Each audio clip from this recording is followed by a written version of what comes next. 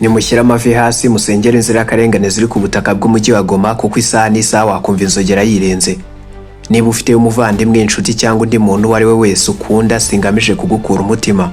Izere ko niba isaha itaragera agomba kubaho, ariko ntabwo byoroshye.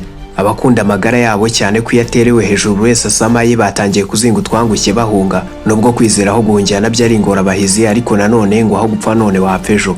Ibibunda bya rutura, ibifaru n'izindi ntwaro biri kumena amasasu umunota ku wundi, ari nako urusaku rwabyo ruri kuzengereza benshi mu matwi yabo. Ngoma iramutse ari umuntu yavuga iti mbaye uwande. Kuva iki cyumweru cyatangira, uyu mujyi uri mu burasirazuba bwa Repubulika ya Demokarasi ya Kongo urasumbirijwe. Ese M23 yabigiye kongera kwigarura Ngoma nk'uko yabigenje muri 2012? Ariko nanone FARDC n'abambari bayo nabo ntibasinziriye, baryambiye amajanja. Kuri iyi nshuro umujyi wa Ngoma uri hagati y'inyundo n'ibuye ry'umucuzi. Dore ibiri kubera Ngoma.